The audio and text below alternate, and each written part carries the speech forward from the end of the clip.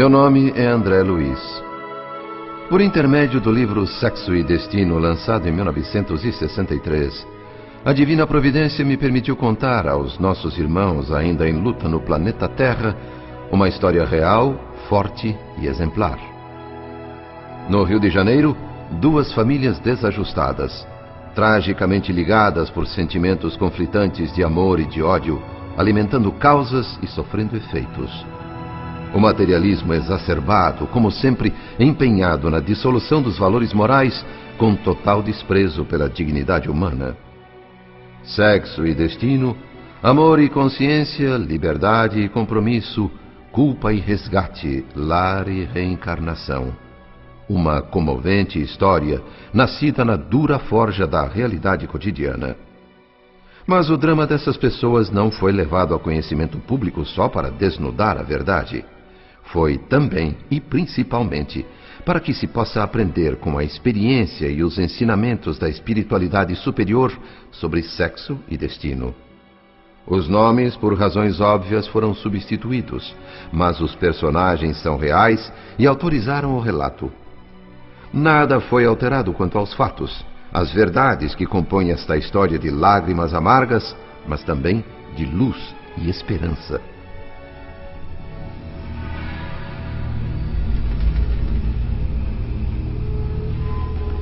O benfeitor Emmanuel, no início de nosso livro, cita o exemplar episódio em que Jesus, numa praça ensolarada e repleta de escribas e inimigos da verdade, na Jerusalém de 20 séculos atrás, teve sua sabedoria posta à prova. Acusadores trouxeram à sua presença uma sofrida mulher, tida como transgressora. A lei mandava apedrejar. Queriam saber a opinião do mestre. Sabendo que de nada adiantaria explicar conceitos mais elevados àqueles cérebros embotados de preconceitos, Jesus contemplou demoradamente os pretensos guardiães da moral e disse a eles, alongando a palavra a todos os moralistas dos séculos futuros: quem estiver sem pecado, atire a primeira pedra.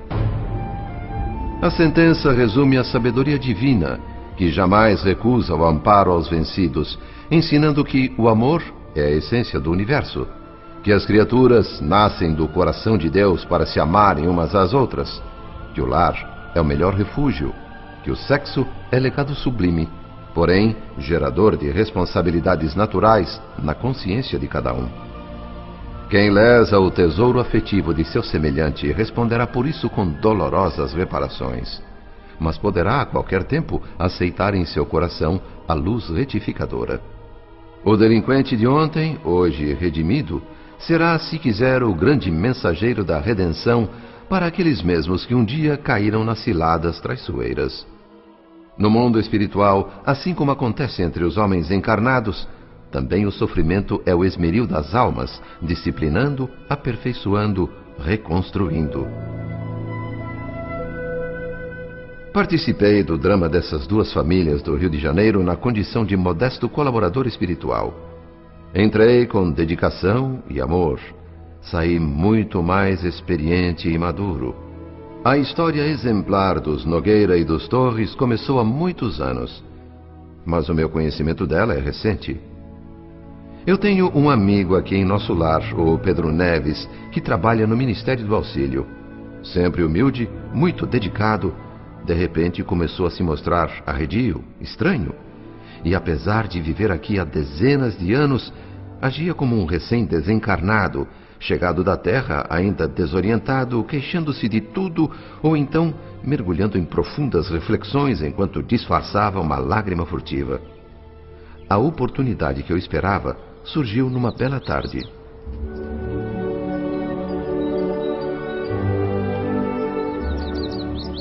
Pedro, meu amigo Pedro Neves, por que uma cara tão triste numa tarde tão alegre e ainda num jardim tão bonito como este? André Luiz, meu bom amigo. Eu acho que perdi o entusiasmo pelas tardes alegres aqui de nosso lar. Não acredito nisso, Pedro. Vamos sentar ali naquele banco, conversar um pouquinho? É claro, André. Com certeza sua presença vai me fazer bem. Se é que você não tem coisa mais importante a fazer do que conversar comigo. Eu caminhava pelas alamedas admirando as flores e fazendo perguntas a mim mesmo. E como resposta, só tinha minhas próprias opiniões. Por isso, eu gostaria de ouvir as suas. Você é muito generoso, André, mas eu não acrescentaria nada ao que você já sabe. Além disso, também eu estou cheio de interrogações e vazio de respostas. Pois então, vamos investigar a vida juntos, meu irmão. Ainda agora, eu ouvia os pássaros ali perto da fonte e pensava na situação do homem encarnado lá na Terra. Enquanto possui um corpo físico, o ser humano imagina que, além da morte, haja um fantástico paraíso religioso. Pensa que ali os seus sentidos ficarão em paz e que uma imensa alegria irá anestesiar todas as lembranças ruins. O que ele quer mesmo é a ociosidade. Exige a confirmação de todos os absurdos de uma fé convencional e dogmática. Uma fé que reclama a integração com Deus para si só, excluindo pretensiosamente da paternidade divina todos aqueles que não pensem como ele. Mas o que acontece é justamente o contrário. Aqui, a ociosidade não existe. O que sentimos é o peso da responsabilidade no reencontro da própria consciência. Eu não tenho feito outra coisa senão confirmar essa verdade, André. Largar o corpo físico na Terra é como trocar de roupa e partir numa grande viagem. Muda o nosso aspecto, muda o cenário, mas a nossa personalidade continua igual. Essa é a parte mais difícil da luta. Com certeza. O homem deve compreender que no caixão funerário ele só deixa restos mortais que a própria Terra se encarrega de consumir. A identificação pessoal, os ingredientes espirituais que ele cultivou e atraiu, seguem com ele para outras esferas. Resumindo, o berço é um início, o túmulo um desdobramento. Salvo raríssimas exceções, só mesmo a reencarnação consegue mudar fundamentalmente o ser humano. Eu sei. Figuradamente, somos como certos insetos. Algumas larvas saem do ovo e logo se revelam como parasitas. Outras, ao contrário, se transformam em borboletas lindas, coloridas, ganhando altura. Ótima comparação, Pedro. É exatamente isso. Quantos deixam o corpo físico e já entram em terríveis processos obsessivos, atrelados a forças alheias, amarrados a sensações físicas? Mas, entre esses espíritos que deixam o corpo de carne em condições obsessivas e aqueles que logo após já se elevam a planos superiores da evolução, existem níveis intermediários, não é verdade? Sem dúvida, Pedro. Há toda uma gama infinita de posições graduais, estágios de aperfeiçoamento. Você não ignora isso? Não, André. Mas talvez eu seja uma vítima tardia da frustração. Depois de tanto tempo aqui em nosso lar, começo a sentir um pouco daquele desencanto de todos os iludidos que você citou, que esperam encontrar após o túmulo um paraíso de facilidades e acabam batendo de frente com os próprios conflitos. Meu passado mais distante, minhas vidas anteriores à última na Terra, eu não lembro. Algum arquivo secreto nos porões da minha memória deve guardar coisas que essa bendita amnésia não me permite nem mesmo imaginar. Por isso, não tenho como saber o porquê de tantos conflitos. Meu querido irmão Pedro, você é inteligente, preparado, e sabe o perigo que representam esses conflitos enraizados lá no fundo, no recesso de nossa mente. Pois todo esse preparo, essa experiência de longos anos servindo ao Ministério do Auxílio, de nada tem me adiantado, meu amigo. Eu trabalho muito na minha própria reeducação, mas também luto muito contra a revolta, o desespero e até mesmo o pavor de me entregar a vampirizadores. Pedro, tenho notado essa tristeza, esse aparente cansaço em você nos últimos dias. O que anda acontecendo, afinal, com esse espírito forte e corajoso, que nunca demonstrou desânimo nem fraqueza, que sempre foi o primeiro nas expedições arrojadas a serviço do Ministério do Auxílio, que nunca recusou compromissos e obrigações? Não pretendo invadir a sua privacidade, mas, bem, se houver alguma coisa que eu possa fazer... Você sabe, André, que na última existência na Terra eu fui advogado? Até por força da profissão, sempre examinei e tentei solucionar com extrema lucidez todos os problemas que a vida ia colocando no meu caminho. Um advogado humilde e profundamente dedicado a seu trabalho, deve-se acrescentar. Como explicar tantas mudanças no meu comportamento de uns tempos para cá? Esse é o X da questão, não é, André? Com certeza. Mas como eu já disse, não tenho o direito de sondar a sua intimidade, Pedro. Você é uma pessoa de grande fibra moral e eu lhe tenho imenso respeito. A sua atitude é nobre, meu caro André. Não há desrespeito em se interessar pelo sofrimento de um amigo. Há coisas, porém, que não se podem dividir. Ou talvez eu não saiba dividir. Compreendo, meu irmão. Até porque eu mesmo tenho passado por dificuldades que me preocupam o tempo todo. Não vejo mal em desabafar um pouquinho com você. Quer dizer, se você estiver disposto a ouvir, se não for um abuso da minha parte. Fique à vontade, meu irmão. Só não lhe garanto nenhuma esperança de ajuda moral, porque o meu próprio moral está embaixo. Mas quanto a ouvir, disponha de mim o tempo que quiser, André. Obrigado, Pedro. Ouvir já é uma ajuda muito valiosa. O que tem me atormentado é a preocupação com a família que deixei na Terra. Já faz muitos anos, é verdade, mas o tempo não consegue apagar as minhas inquietações. As perguntas martelam a minha cabeça sem parar. Como estarão meus filhos? O que estarão fazendo de suas vidas? Ah, meu amigo, nada me deixaria mais feliz agora do que ter palavras de consolo, de estímulo para lhe oferecer. Mas como? Nossas feridas são iguais. Padecemos do mesmo mal. Eu fiquei sabendo, meu amigo. Você foi encarregado de prestar serviços na Terra, auxiliando a sua própria família. Não conheço a extensão do problema que acontece por lá, mas pelo seu sofrimento deve ser algo muito difícil. Além das minhas forças, André. Eu sei que não é certo, conheço as minhas obrigações. Eu nunca fui chegado a sentimentalismos. E agora estou me sentindo acovardado, incapaz de resolver o meu próprio medo, só querendo esquecer, sumir. O problema é relacionado com sua esposa, Pedro? Ter pena de si próprio é a pior coisa que pode acontecer a um homem. Deve ser o que sente um cachorro espancado e abandonado no meio da chuva. Se eu tivesse condições, eu gostaria de vasculhar um pouco o meu passado, mesmo superficialmente, para buscar a verdade, somente a verdade.